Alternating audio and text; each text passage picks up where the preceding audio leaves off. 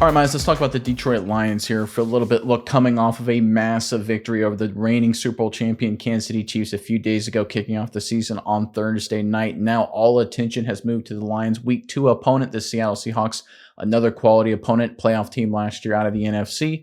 And it looks like the Lions just got some huge news that I think gives the Detroit team that's playing really good football a massive advantage ahead of this critical matchup.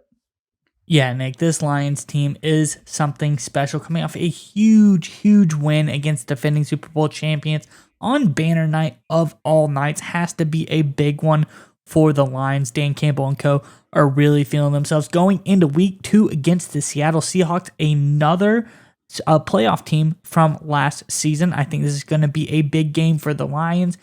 Keep them rolling down this schedule. But Lions fans, in the comments section below, we got to know, after your big win, what is your prediction for the score week 2 versus the Seattle Seahawks?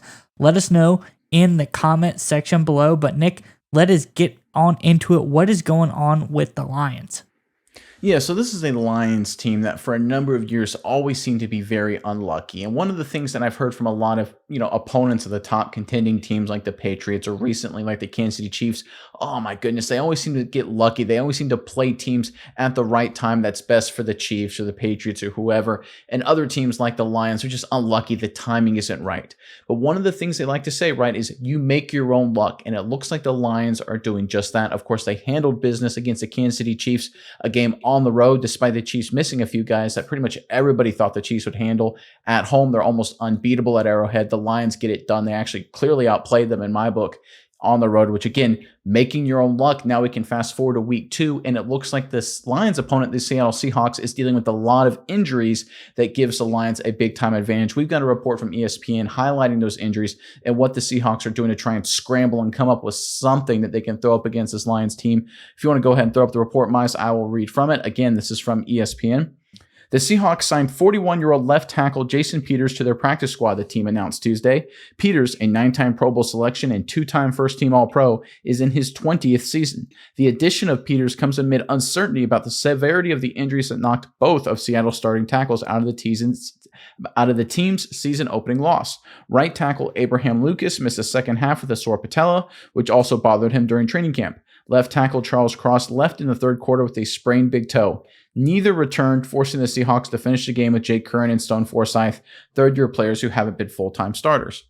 All right, the long and short of it is the Seattle Seahawks offensive line, specifically at the tackle position, is a mess heading into this game against the Detroit Lions. Fortunately for Lions and Lions fans, the Lions are pretty darn good at that position, led by, of course, Aiden Hutchinson, who continues to be building off his stellar rookie year. He looks even better in year 2. So again, the Lions making their own luck here, right? They play earlier. They play a few days earlier than the Seattle Seahawks on Thursday night. They get it done when no one else expected them to do it. That's what contenders do. They get to take advantage of that extra rest. They're not as beat up. They're healthy. Their opponent, meanwhile, is dealing with a lot of injuries, which will definitely help the Lions out. Again, you make your own luck. That's what the contenders are doing, and it looks like the Lions here are doing just that. And I think because of it, they'll have a big advantage over Seattle this coming Sunday. But Miles, I'm curious what your thoughts are on this news by the Seattle Seahawks and just everything it will do to affect the Detroit Lions as they get ready for this big-time matchup. Yeah, Nick. First off, though, I'm just got to commend Jason Peters, 20th season in the NFL. Very impressive. 41 years old.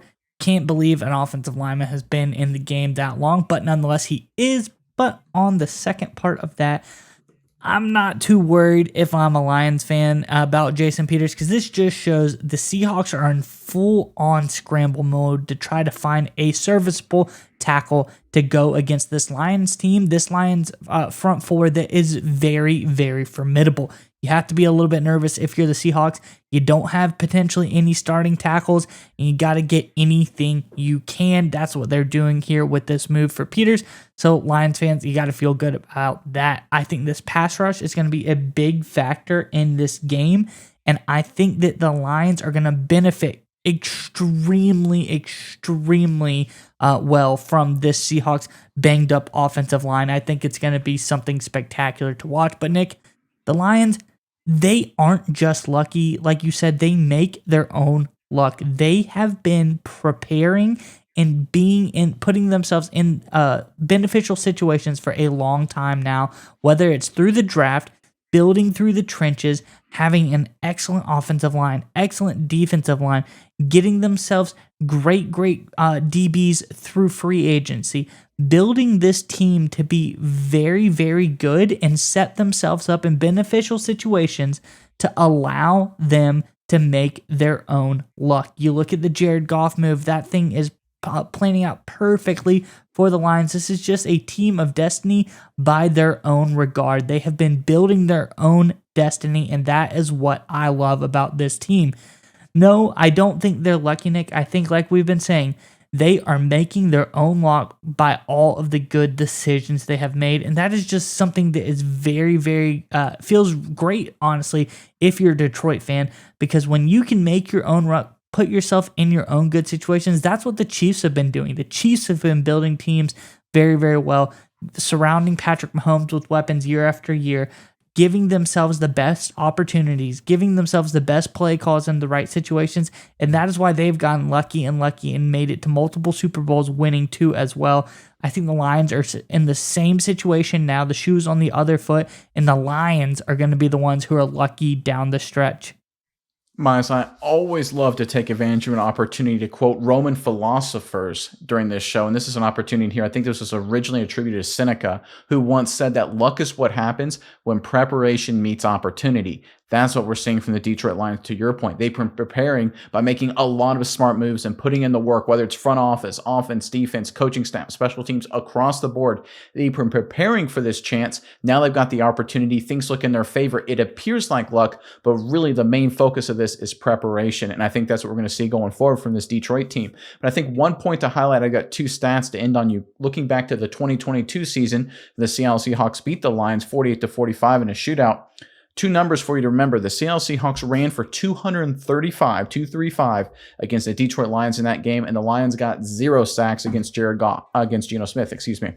I believe that changes completely. This dynamic will flip 100% with the injuries up front that the Seahawks are going through. I would expect that 235 number to be cut at least in half, and I'm expecting a bevy of sacks from this Lions front 7.